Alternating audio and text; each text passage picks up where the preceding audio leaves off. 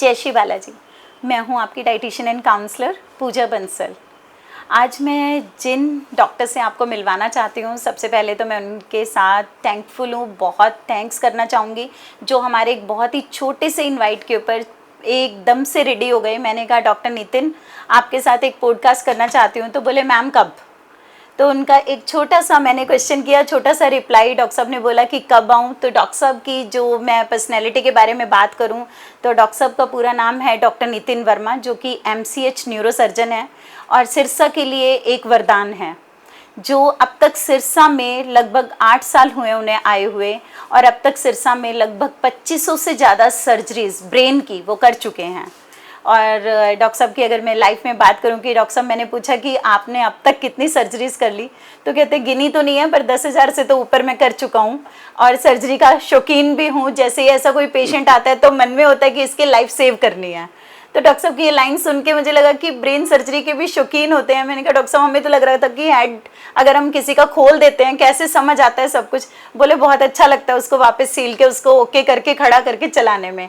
तो आइए डॉक्टर साहब से मैं मिलवाऊँ आपको और डॉक्टर साहब से ही पूछते हैं कि डॉक्टर साहब को ये सब क्यों अच्छा लगता है। हाँ जी डॉक्टर साहब बताएं। नमस्कार। पहले तो thanks, I am very thankful कि आपने मुझे बुलाया एंड इसके थ्रू मैं पब्लिक से और आपसे और ज़्यादा करीब आने की एक अच्छी कोशिश हो सकती है एंड थोड़ा और नॉलेज का एक्सचेंज हो सकता है। जी बिल्कुल, बताइए।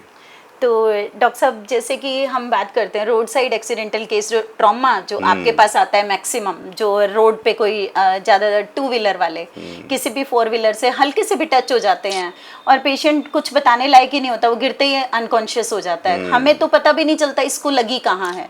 और वो पेशेंट अगर हम उस ट्रॉमा में उसी वक्त थोड़े से ड्यूरेशन के अंदर हम पहुंच जाते हैं न्यूरोसर्जन के पास, तो उसकी लाइफ सेव हो जाती है। और कई बार हम लोग गलत डिसीजन ले लेते हैं, कहीं और दूसरे हॉस्पिटल में पहुंच जाते हैं क्योंकि हमें उस टाइम पे समझ नहीं आ रहा है ये ट्रॉमा है क्या। तो हम दूसरी जगह पहुंचते हैं, डिसीजन लेने में लेट हो जाते हैं, तो वो लाइफ हम कई बार सेव नहीं कर पाते हैं। तो ये इस बारे में आप क्या कहना चाहोगे कि क्या? ये तो बहुत ही अच्छी बात कही आपने, बिकॉज आम आदमियों को बिल्कुल भी नहीं पता होता है कि हेड इंजरी क्या होती है।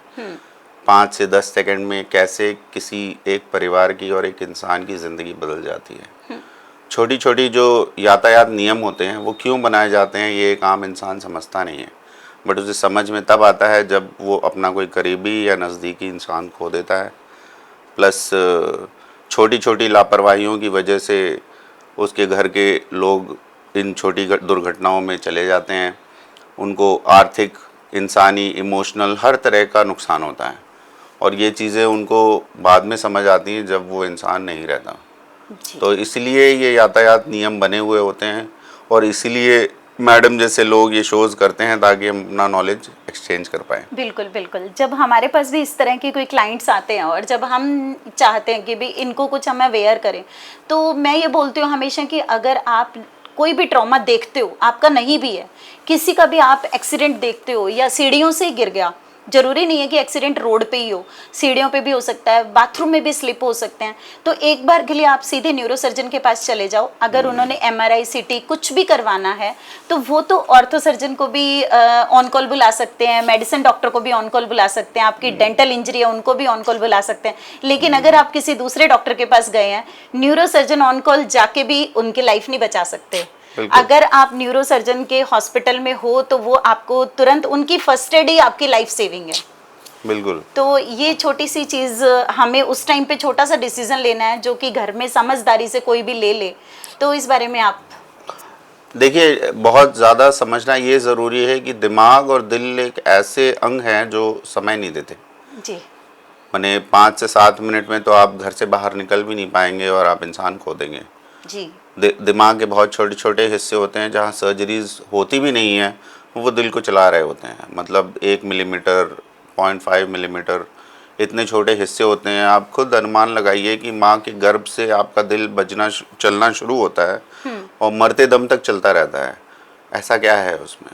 ऐसे क्या इलेक्ट्रॉनिकल डिस्चार्ज है जो आपका दिमाग माँ के गर्भ से चलना शुरू होता है और मरते दम तक चलता रहता है? और इन चीज़ों को हमें बचाना कितना ज़रूरी है। छोटी छोटी, बहुत सारी छोटी छोटी चीज़ें होती हैं जिनको हम नज़रअंदाज करते हैं और वो लाइफ सेविंग होती हैं।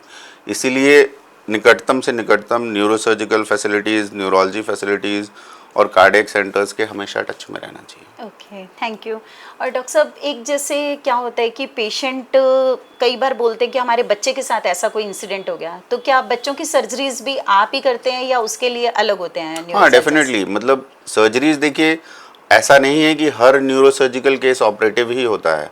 बहुत सारे ऐसे पहलू भी न्यूरोसर्जरी के होते हैं जो सिंपल दवाइयों से भी ठीक हो जाते हैं। हर न्यूरोसर्जिकल केस में सर्जरी नहीं की जाती है।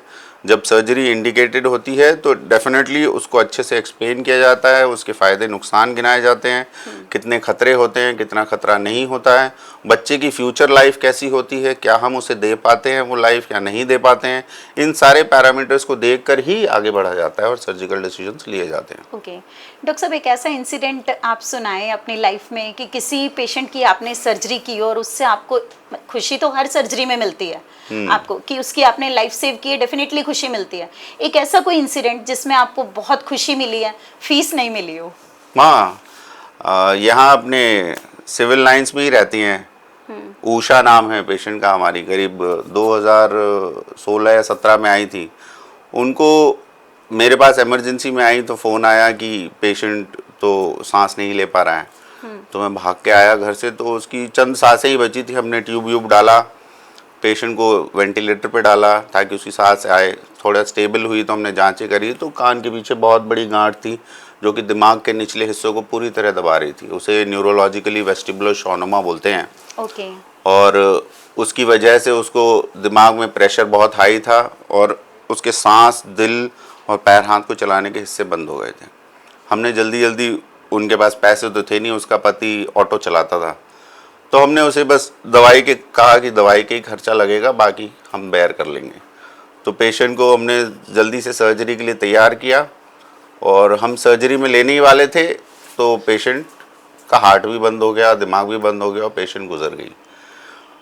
उसके बाद क्या हुआ, हमने पेशेंट को फिर भी ओटी में लिया क्योंकि ऐसे केसेस में अक्सर दिल फॉल्सली बंद हो जाता है। माने हमें दिखाता तो है कि मैं बंद हो गया हूँ पर वो अंदर चालू रहता है। हमने तुरंत पेशेंट को ईवीडी डाला, पेशेंट का हार्ट थोड़ा थोड़ा 15-20 की रेट पे वापस शुरू हुआ और हमने उस मरे हुए पेशेंट को ओटी में लेके सर्जरी करी उसकी। 2017 की बात है, तब मैं लाइफ लाइन में ऑपरेट कर रहा था जी। तो उसकी सर्जरी करी, पेशेंट का हमने पूरा ट्यूमर निकाला और जब हम आखिरी बिट ट्यूमर का निकाल रहे थे पॉन्स के पास में से, तब पेशेंट की हार्ट रेट वापस 100 पे आई और पेशेंट 2 दिन बाद पेशेंट को होश आया। पेशेंट आज भी आती है मेरे पास जी। चल के, उसका हस्बैंड भी आता है। तो ये एक इंसिडेंस है जो एम्स में, तो ऐसे बहुत सारे इंसिडेंट्स हुए बट यहाँ पे आगे पहला वो इंसिडेंस था। एक और पेशेंट थी बिस्मिल्लाह, वो उसका भी बहुत बड़ा किस्सा है। ओके, तो डॉक्टर साहब आप एम्स में थे और सिरसा वालों ने आपको रिक्वेस्ट की कि आप सिरसा में आ जाओ, तो सिरसा में आपको ऐसा क्या अच्छा लगा कि आपने एम्स जैसे इतने बड़े, दिल्ली एम्स वो भी, आपने इतने बड़े इंस्टीट्यूट को छोड़ के हम लोगों को अपना लिया? नहीं, definitely Delhi, nothing like Delhi. Delhi का अलग ही एक एडिक्शन है जी। बट दिल्ली बहुत डिमांडिंग भी है जी। एम्स में आपकी लाइफस्टाइल बहुत हॉरिबल होती है। सुबह आप 8 बजे जा रहे हो, रात को लौटते हो 10-11 बजे। आपकी पर्सनल लाइफ, फैमिली लाइफ और कुछ भी नहीं रहती है। सिरसा में आके सबसे बड़ा सुकून मुझे ये मिला कि आप अपना काम तो कर रहे हो but you can balance everything around. आप अपने आप को टाइम दे सकते हो, फैमिली को टाइम दे सकते हो। Definitely it is better than Delhi. ठीक है, दिल्ली वाले सभी डॉक्टर प्लीज सुने, सिरसा बेस्ट है दिल्ली के सभी डॉक्टर्स के लिए।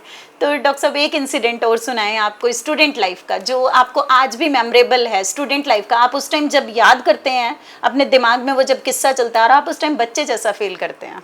स्टूडेंट मैं MCH फर्स्ट ईयर में था एंड 2011 की बात है। एक्चुअली एम्स में जब राउंड होता है तो एक साथ 13-14 कंसल्टेंट्स आते हैं। ठीक है। और आप अकेले रहते हो और करीब 100-125 पेशेंट्स होते हैं जिसके बारे में आपको पता होना चाहिए जी। तो एक पेशेंट ऐसे ही रात में आया था एंड वो फीमेल थी, वो उत्तराखंड के थे। ठीक है, आपकी मेमोरी बहुत शार्प है डॉक्टर साहब। हाँ, मतलब इवन आपको उसका जगह भी याद होता है, नहीं क्योंकि नेम और स्टेट और मतलब सिटी नेम सब याद रखना, क्योंकि वो किस्से ऐसे होते हैं ना जो आपके दिल और दिमाग पे छाप छोड़ जाते हैं। बिल्कुल बिल्कुल। तो वो आपको हमेशा याद रहते हैं जी।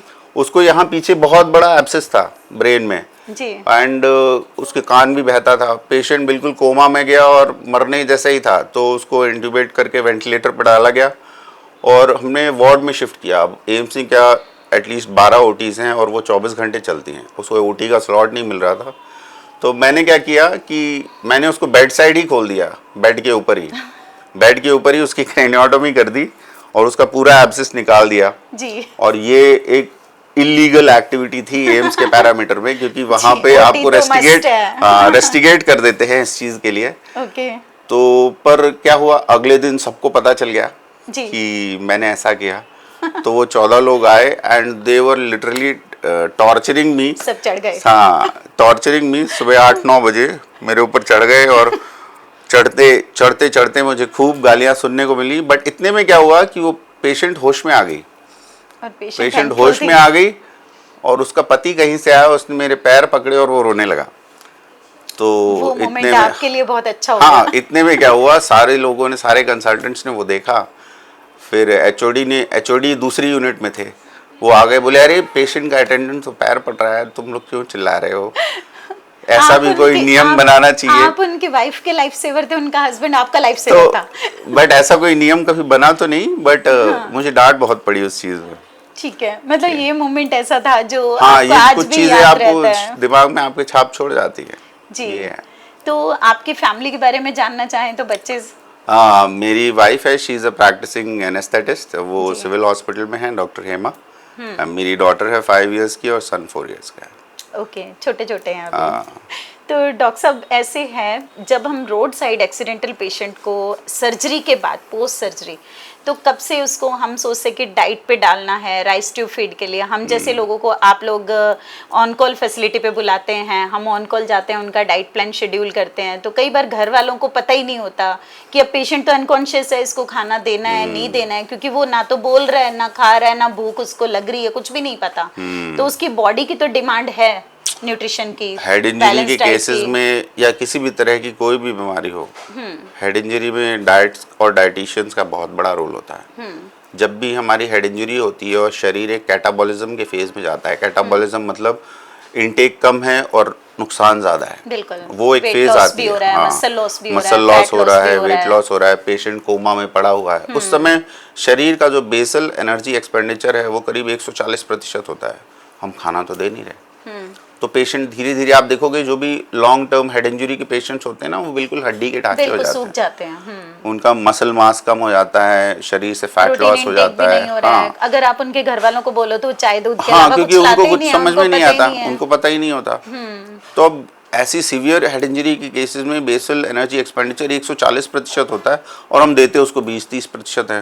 पेशेंट इन केस अगर कोमा में है और पैरालाइज्ड है, उसे बीटा ब्लॉकर्स दिए हुए हैं, तब भी 120 की रेंज में तो होता ही है। बिल्कुल।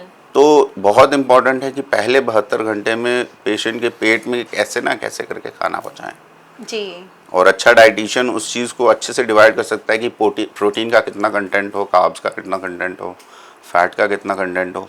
ये सारी चीज़ें बहुत इंपॉर्टेंट है। टॉलरेंस देखनी बहुत जरूरी होती है। और टारगेट ये होना चाहिए कि पहले 7 दिनों में वो अपनी नॉर्मल डाइट पे आ जाए, जिसपे वो तब था जब वो नॉर्मल था।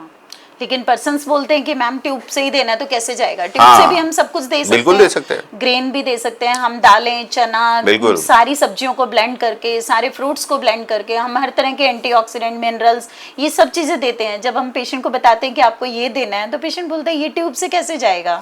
नहीं, बिल्कुल दे सकते हैं। और कुछ लोगों को पता नहीं होता है, वो फूड को इस तरीके से दे देते हैं, वो राइस ट्यूब को ब्लॉक कर देते हैं। तो वो चेक करना टाइम पे कि वो ब्लॉक नहीं है, उसकी क्लीनिंग कैसे करनी है, टेम्परेचर उसका सेट करना, ये सारी छोटी छोटी चीज़ें अगर आप डाइटिशियन पे छोड़ दें, या आप पेशेंट को भी, आप तो खैर गाइड करते ही हैं कि पेशेंट को गाइड करते हैं कि भाई आप डाइटिशियन से कंसल्ट करें। ये चीज़ें कस्टमाइज होती हैं, ये नहीं है कि आपके घर के आसपास में कोई पेशेंट को ऐसा हुआ था, आपने उनसे पूछ लिया, उन्होंने बोला जी दाल का पानी देते हैं। लोग दाल का पानी मतलब भी ये कि इतने दाने दाल के उबाले, उसको छान लिया, वो पानी ही देते हैं, उसे दाल को भी ब्लेंड नहीं कर रहे हैं। तो प्रोटीन कैसे पूरा होगा? तो हम पूछते हैं आपने चने का पानी कैसे बनाया? कहते हैं मैडम चने की तो सब्जी बना ली थी, वो पानी हॉस्पिटल भेज दिया था। तो उसमें आपने उसका भेजा ही नहीं, फाइबर भेजे ही नहीं आपने, उसमें प्रोटीन भेजा ही नहीं है। ये छोटी छोटी चीजें अगर हम नोटिस में रखें तो बिल्कुल। तो डॉक्टर साहब, जैसे आप हॉस्पिटल में प्रैक्टिस करते हैं, तो आपका ओपीडी कम होता है और आपके ओटी ज़्यादा होते हैं, तो आपका मन नहीं करता भी मैं ओपीडी में भी बैठूं पेशेंट नहीं, मतलब मेरा ओपीडी आजकल थोड़ा हेक्टिक होने लगा है, क्योंकि मैं अब सारे केसेस यूजुअली सर्जिकली मोटिवेट नहीं करता हूँ, जितना हो सके कंजर्वेटिव लाइन पे रखता हूँ, बट सर्जरीज फिर भी थोड़ा टाइम टेकिंग होती है जी। एंड आई स्टिल प्रेफर कि कम करो पर अच्छा करो, that is more important. Patient बाद में सेटिस्फाइड रहे वो ज़्यादा ज़रूरी है, ओके। ना कि आप ज़्यादा करके आप डिससेटिस्फाइड पेशेंट्स हो और आप उनको खुश ना रख पाओ। एक पेशेंट्स के अंदर स्लिप डिस्क का प्रॉब्लम काफ़ी होने लग गया आजकल, क्योंकि ओबेसिटी बहुत हो गई है, तो स्लिप डिस्क होने लग गई है। पेशेंट या तो फिजियोथेरेपी के पास जाके अपना बैलेंस करा लेते हैं या कुछ दिन अपना पेन किलर्स लेते रहते हैं, तो उनको ये लगता है, कहते हैं मैम अगर हम सर्जरी कराते हैं, डॉक्टर बोलते हैं लेज़र कर देंगे, सर्जरी कर देंगे, तो अगर हम सर्जरी कराते हैं तो ये सक्सेसफुल नहीं होगी, क्या ऐसा भी कुछ है? ऐसा ये एक मिथ है एक्चुअली। पुराने ज़माने में ऐसा बहुत कॉमन था कि डिस्क की सर्जरी करी तो पैर खराब हो गए, डिस्क की सर्जरी करी तो पेशाब एंड बोल खराब हो गया। पहले तो आपका इनपुट भी कम था, सर्जिकल टेक्निक्स दूसरी थी, माइक्रोस्कोप्स की अवेलेबिलिटी थी नहीं थी, बहुत सारी चीज़ें हैं, और फिर सर्जिकल एक्सपोजर आपको कितना है। आजकल ऐसा होने के चांसेस बहुत ही कम है। अगर सही तरीके से किया जाए तो नेग्लिजिबल है। हमने अपने सेंटर पे करीब 1100 के ऊपर सर्जरीज करी है, एक भी फेल नहीं हुई है, कमर, पीठ, गर्दन सब मिला के, एंड उसमें डिस्क छोड़िए, हमने ट्यूमर, वैस्कुलर मालफॉर्मेशंस तक निकाले हैं, किसी में भी आज तक फेलियर तो हुआ नहीं है। बट ये बहुत इंपॉर्टेंट चीज़ आपने कही कि डाइट का बहुत बड़ा रोल होता है पेशेंट के बिल्डअप में, एंड इवन हेड इंजरीज छोड़िए, हेड इंजरीज के अलावा किसी भी तरह की सर्जरीज हो, उसमें डाइट का तो बहुत प्रीमियम रोल होता है, क्योंकि उनके मसल्स को हाँ, और बोन्स को, हमें दोनों हेल्थ को पैरेलल लेके चलना है। तो ये चीज़ें जब कस्टमाइज करते हैं, ये चीज़ें जब हम प्लान आउट करते हैं, तो मैं हमेशा बोलती हूँ स्पेशल डिज़ाइन डाइट है आपके लिए, स्पेशल डिज़ाइन है। ये नहीं है कि हर एक बंदे को हमने बोल दिया कि आप दूध पी लो, आपका कैल्शियम पूरा हो गया। सबका दूध से पूरा नहीं होता, जहाँ सप्लीमेंट चाहिए वहाँ सप्लीमेंट भी चाहिए। एक डॉक्टर साहब, एक छोटा सा क्वेश्चन हो रहा है कि न्यूरो सर्जन्स होते हैं, न्यूरो फिजिशियन भी होते हैं, पेशेंट कई बार समझ नहीं पाता कि मुझे जो प्रॉब्लम है उसमें मुझे न्यूरो फिजिशियन के पास जाना है, न्यूरो सर्जन के पास। ये भी आप ही क्लियर कीजिए कि पेशेंट किस प्रॉब्लम में आपके पास आए और किस प्रॉब्लम में न्यूरो फिजिशियन के पास। आजकल देखिए ब्रांच ओवरलैप इतना ज़्यादा है ना कि ये चीज़ें क्लियर करना बड़ा मुश्किल होता है। अब आइडियली आप देखिए कि हर ब्रांच में सुपर स्पेशलिटी आ गई है। जी बिल्कुल। चेस्ट के डीएम्स आ गए हैं, कार्डियोलॉजी के डीएम्स आ गए हैं, गैस्ट्रो के डीएम्स आ गए हैं, न्यूरोसर्जन्स आ गए हैं, न्यूरोलॉजिस्ट आ गए हैं। तो आजकल हर चीज में सुपर स्पेशलाइजेशन हो चुका है। पहले तो एक एमडी सबको देखते थे। इवन आप ऑर्थोपेडिक्स ले ले, अब वो हड्डी का डॉक्टर है, बट देयर आर एमसीएच जो सिर्फ नी करते हैं, जो सिर्फ एंकल करते हैं, जो सिर्फ शोल्डर करते हैं। तो एक एक जोड़ पे भी एमसीएच होने लगा है। हाँ जी। तो अब सुपर स्पेशलिस्ट का ट्रेंड है, तो पेशेंट को हमेशा बेटर ऑप्शंस पे जाना चाहिए, पहली चीज़। दूसरी चीज़ ये कि ट्रीटमेंट न्यूरोलॉजिकली होगा या न्यूरोसर्जिकली होगा, ये तो दोनों में से कोई भी बता देगा उसे। अगर सर्जिकली होगा तो न्यूरोलॉजिस्ट ज़रूर बोलेगा कि आप किसी सर्जन से मिलें, और अगर मेडिकली होगा तो न्यूरोसर्जन ज़रूर बोलेगा कि न्यूरोलॉजिस्ट से मिलने, आपका आसान काम हो जाएगा। क्योंकि हमारे क्लाइंट अक्सर ये सवाल पूछते हैं कि भाई मैम हमें डिस्क की प्रॉब्लम तो आपने बोल दी कि आपका वेट कम कर लो, स्लिप डिस्क है, आप हमें बता रहे हो कि एक बार न्यूरो में मिल लो, तो न्यूरो में न्यूरो सर्जन के पास जाएंगे, जाते ही हमें सर्जरी तो नहीं कर देंगे। तो मैं बोलती हूँ आपके दुश्मन तो नहीं है वो, आपके एनिमी नहीं है। अगर आपको सर्जरी की जरूरत है वो तभी करेंगे। आप न्यूरो फिजिशियन से मिल लो तो वो बोलते हैं कि मैम अगर हमें सर्जरी की जरूरत हुई और वो हमें पेन किलर खिलाते रहे तो ये पेशेंट की सोच होती है, कई बार ये मिथ्स होते हैं। तो ये मिसकंसेप्शन दूर करने के लिए ये सवाल हमने आपसे किया ना ना बिल्कुल नहीं। पेशेंट्स को डेफिनेटली, पेशेंट तो बेचारा अनअवेयर है, अपनी प्रॉब्लम से परेशान है, बट एथिकली काम करना बहुत ज़रूरी है। और अगर सर्जिकल है तो उसे सर्जिकल ऑप्शंस दें, अगर सर्जिकल नहीं है तो उसे सर्जिकल ऑप्शन देने का कोई फ़ायदा नहीं है, क्योंकि कहीं ना कहीं कभी ना कभी कोई ना कोई आपके ओपिनियन को गलत साबित कर देगा। बिल्कुल। तो being transparent is more important. जी। बीइंग ए डाइटिशियन मतलब हमारे पास क्या होता है, जो भी क्लाइंट्स आते हैं तो वो हमेशा हमारी गाइडेंस पे जो चल रहे हैं, हम पे ब्लाइंड फेथ कर रहे हैं, तो वो हमसे हमेशा सजेशन मांगते हैं कौन से डॉक्टर के पास जाएं, क्या करें, हमें डॉक्टर मेडिसिन देंगे, एक बार आपसे मिले। इवन वो आप लोग जो मेडिसिन लिखते हो हमें दिखाने भी आ जाते हैं, तो हमें यही कहना पड़ता है कि दैट्स ऑल आर गुड। कि देखो एक MCH डॉक्टर आपको बता रहे हैं, एक DM डॉक्टर आपको बता रहे हैं, तो वो आपको अच्छा ही बता रहे हैं। बिल्कुल। और हमें वो गाइडेंस देनी, मेरा कभी भी ये नहीं होता कि ये प्रॉब्लम आपकी सिर्फ डाइट से ठीक हो जाएगी। डाइट मैं हमेशा बोलती हूँ साइकिल की तरह, वो दूसरा पहिया है, वो पैरेलल आपके चलेगा, लेकिन मेडिकेशन जो चाहिए वो मेडिकेशन आपको लेनी चाहिए। बिल्कुल। तो डॉक्टर साहब, ऐसा कुछ जो आपको लग रहा है कि ये जो पॉडकास्ट है हमें कंटिन्यू सभी डॉक्टर्स के साथ करने चाहिए? डेफिनेटली, इससे it is a wide exposure, खासकर तो आम जनता के लिए बहुत इम्पोर्टेंट है। उनको एक बेसिक अवेयरनेस मिलती है, उनको पता चलता है कि सही समय पर समय रहते किससे मिले, कहाँ मिले, और अपनी बीमारी को जानने का ज़्यादा अच्छा अवसर है ये। तो पॉडकास्ट तो डेफिनेटली कंटिन्यू रखना चाहिए, एंड डिफरेंट फील्ड से भी एंटिटीज़ आनी चाहिए जिससे ज़्यादा एक्सपोजर मिले। जी बिल्कुल।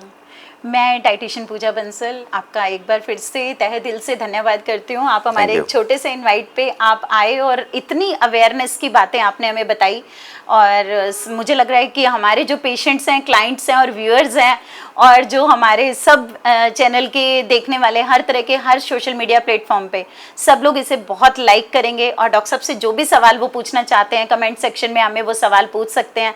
डॉक्टर साहब को हम फिर से बुला लेंगे, कोई ऐसा सवाल रह गया हो, कोई ऐसा टॉपिक रह गया हो तो डॉक्टर साहब एक बार फिर हमारे साथ ज्वाइन कर लेंगे।